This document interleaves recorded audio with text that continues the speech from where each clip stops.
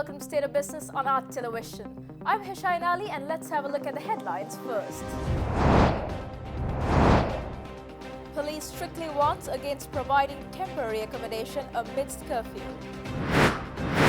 Cabinet approves allocation of 10 billion rupees to procure fertilizer. News in detail. The Health Ministry informs that 4 new COVID-19 positive patients have been identified for the day as of 6:30 p.m. today, raising the total count of COVID-19 cases in Sri Lanka to 653. In the meantime, an island-wide curfew was imposed in the country from 8 p.m. today till 5 a.m. on May 4th. The 4 patients that tested positive for COVID-19 as at 6:30 p.m. today are residents of Sudwell area and they were undergoing quarantine at the Poonani Quarantine Centre.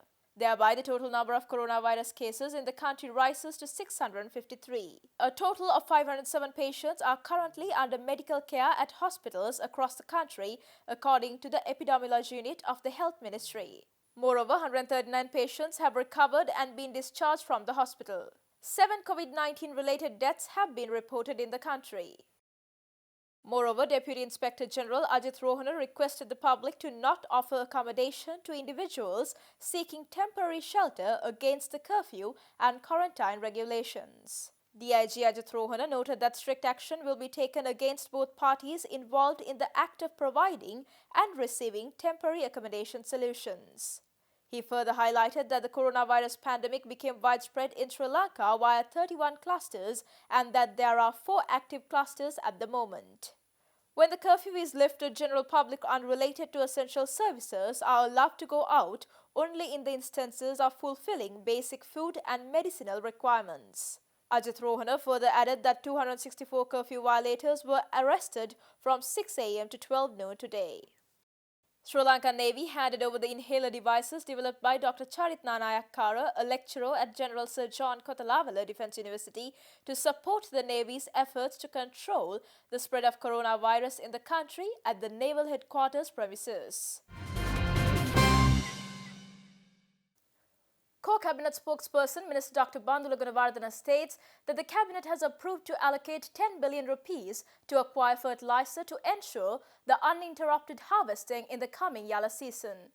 Addressing the weekly Cabinet press conference, Minister Gunawardena informed about many other Cabinet decisions taken to uplift the agricultural sector of the country. Accordingly, Co-Cabinet spokesperson Minister Dr. Bandula Gunawardena added that 10 billion rupees is allocated to obtain fertilizer to harvest in 523,500 hectares of land in Sri Lanka. This proposal has been tabled to the Cabinet by the Mahaweli Agriculture, Irrigation and Rural Development Minister Chamal Rajapaksa. Urea, potassium and phosphate fertilizers are essential to carry out the harvesting and 150,000 metric tons of fertilizer is required to meet this end, Co-Cabinet spokesperson Gunawardena added.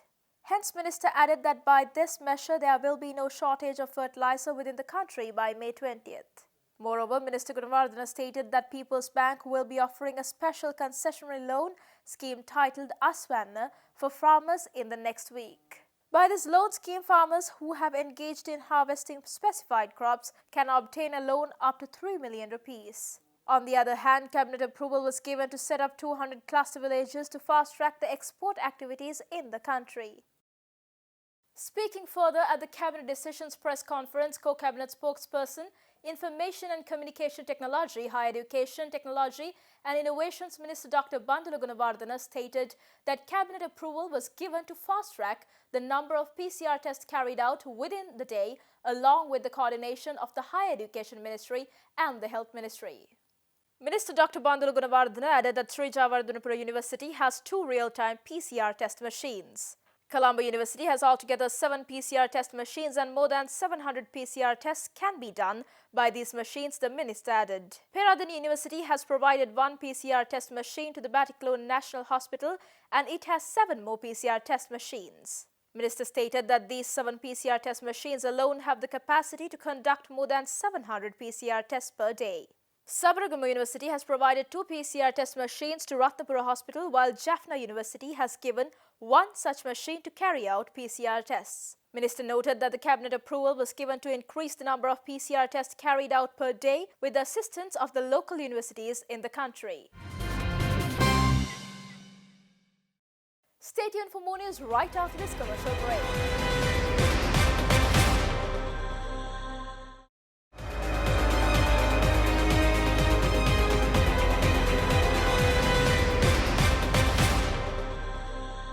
Welcome back after the break.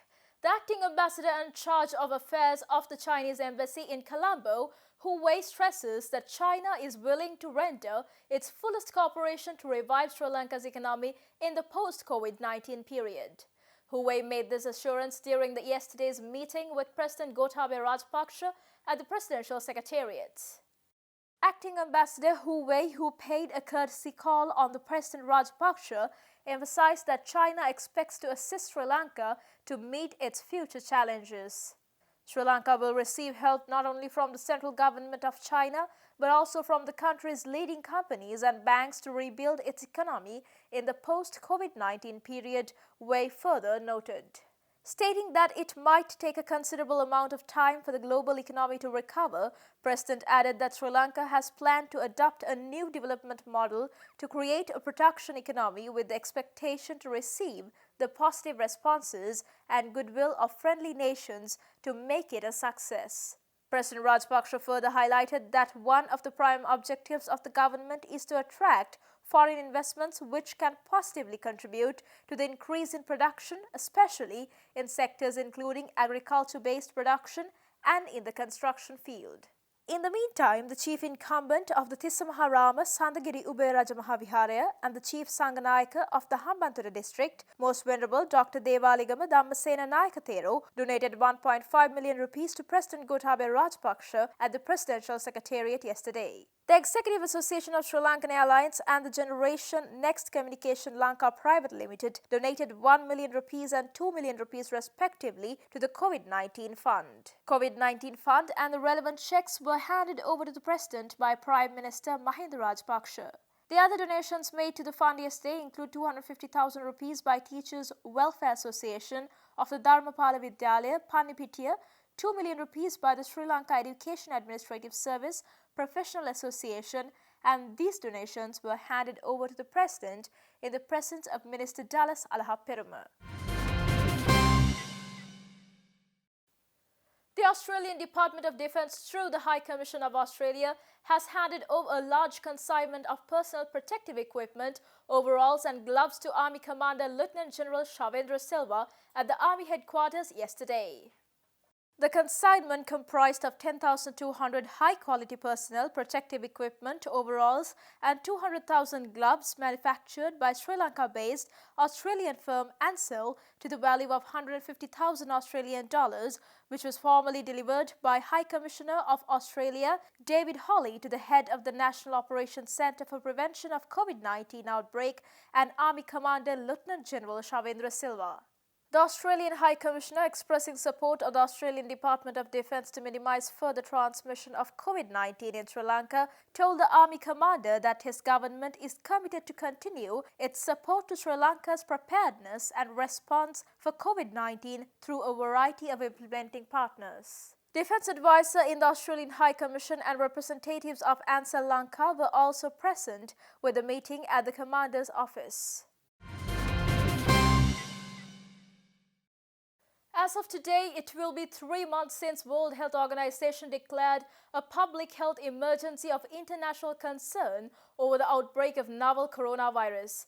WHO Director General Dr. Tedros Ghebreyesus, addressing the yesterday's press briefing on coronavirus, added that the COVID-19 virus can be devastating than any terrorist attack since it can bring major political, economic and social upheavals.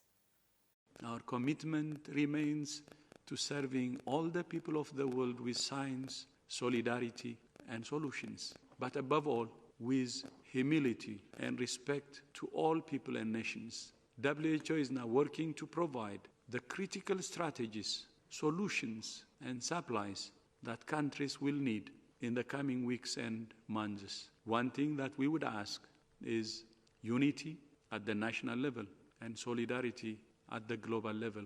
More than ever, the human race, humanity, should stand together to defeat this virus.